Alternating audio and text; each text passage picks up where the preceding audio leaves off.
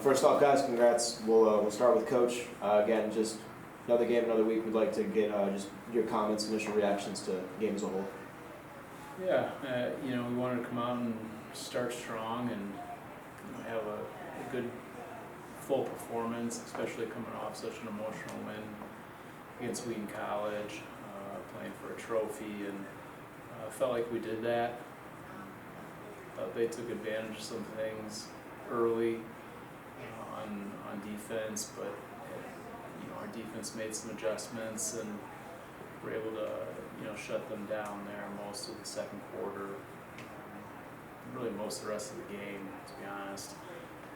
And, offensively we were extremely opportunistic with our plays that we had. We didn't. I think it's another game with under 50 plays and I want to say over 600 yards. Yep, 695 for 49 plays. That's pretty amazing. So credit to our guys and what they did and their ability to execute. I mean, you can get that many yards with that little play. That says a lot for their execution, their technique, being locked into a game plan, being locked into what a defense is doing. I challenged the special teams to make a big play this week. We've been so close for a couple of weeks, and just penalties that felt like have held us out of the end zone. And to see Lambeau get that one in, and all the blocking was done. I believe it was a school record.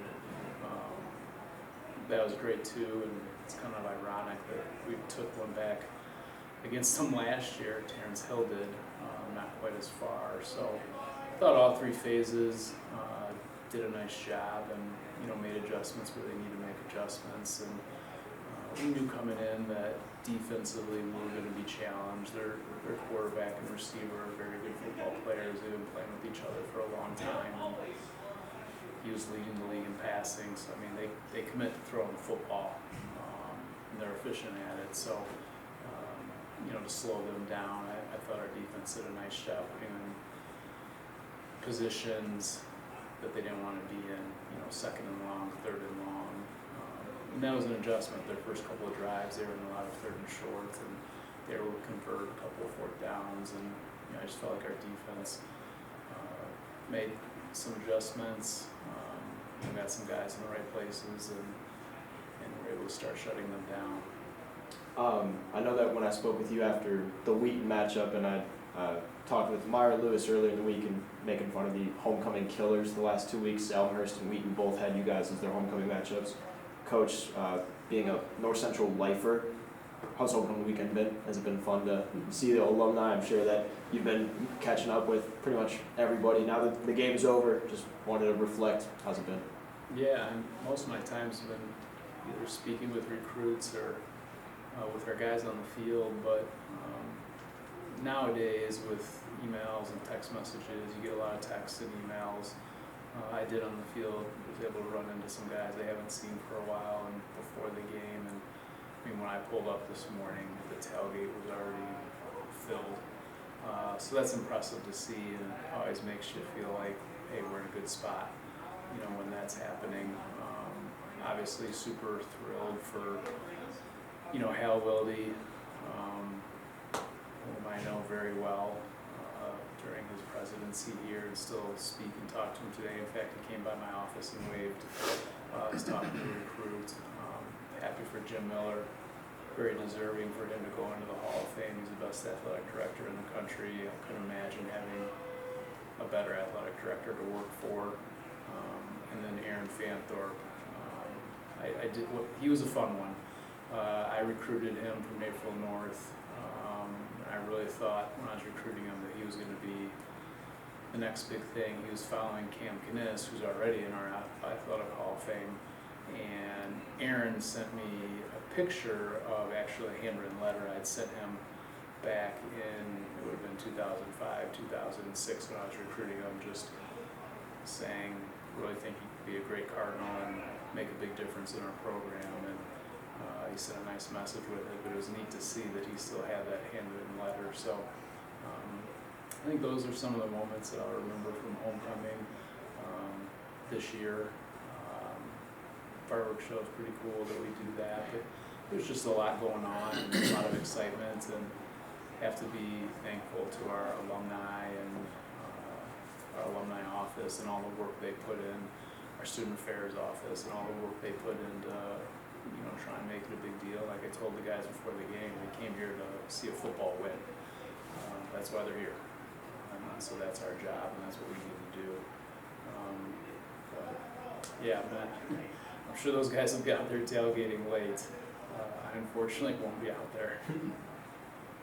For Luke, you were 12 of 13 throwing the ball today. Only incompletion was on a throwaway, really pushing the ball downfield. Last week it was your legs, this week it was your arm.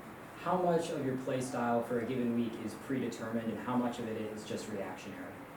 I think this week going into it, we wanted to throw the ball a little bit more, really challenge their defense, and get the ball in the hands of our receivers. Last week we didn't get to do it, but that's just because the run was working so well. I know Coach mentioned it last week. Like, we weren't planning to just run the ball and lead the whole day, and it just started working, so that's what we went with. This week we came in, wanted to throw the ball, like I said, challenge them down the field, and guys were getting wide open, and mine gave me enough time, so just throwing the ball is our plan, and we stuck with it. It really worked for us. I think my legs come into it. It's kind of like situational stuff. We don't always plan for me to just run the ball. I know we had some second and longs, third and longs. That's when I started to get to run the ball a little bit. So I think it's more situational, but definitely this game it came in wanting to throw the ball a little bit more. The guy sitting next to you had a career night today, 278 yards, 4 touchdowns. What's it like having someone like him as your top weapon? Oh, that's awesome. I mean, that last 93-yarder is just a short little half a yard pass, and he took it to the house. So I mean, he's just a really special player, and he's a great teammate too. Last week was a little bit harder because we didn't get the ball to him that many times. He got one touch, but he's out there blocking his butt off, pancaking people. So he's just a great player. And this week he got to show that with those 4 touchdowns that he had.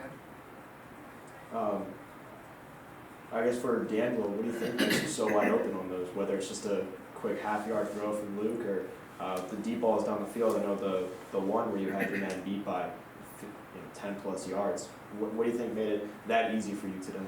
I'd probably say what made it easy was everyone else doing their 111th. Not worrying about what other people are doing, just knowing that I have to worry about what I have to do. O-line gave Luke enough time for him to throw it to me or to throw it to whoever was open. And just putting trust in all of the guys on the field that they're going to do their job so I can do mine, and we can all play freely and fast. Angelo, you had the interception for a touchdown in the second half. Just walk us through that play. So I saw the ball route coming to my zone, and I saw the quarterback start to roll out, but I could tell through his eyes that he was looking to throw the ball. And I was just luckily able to get a hand on it, and it bounced off his thigh pad right into my hands. And from there, I was just trying to beat out all their offensive players to the end zone. Almost didn't, but luckily did. I mean, you said you were tired when you got in here. Feeling better now? I feel great now. When you picked it off, well, at what point did you realize you had 6? Honestly, from the get-go, I just knew if I beat the 2 O-linemen and the quarterback, I knew I could take it to the house. Coach alluded to it earlier. I know that calling the game, I don't think either of us would have predicted a 14-14 tie at the start of the ball game. Coach talked about making those defensive adjustments. What specifically was being preached to, whether it was you and BJ, the linebacking core, just the defense as a whole? Because after those 2 touchdown drives, they had the field goal, and then the second half, I think Evan used the term lost to describe their offense. Just what changed? Was it a cue? Was it players picking each other up? What exactly happened in that hour? It was like what Coach said. They have a really good quarterback, really good receiver, so we knew they were going to make plays. And we just have to fall back on our training and the basics and not point fingers at each other and just stay calm through the whole way and pick each other up, because we know, like D'Lo was saying, if we do our 111th, we're going to make the plays. And so it was really just staying calm and picking each other up. That was what kept us. I got nothing else. You got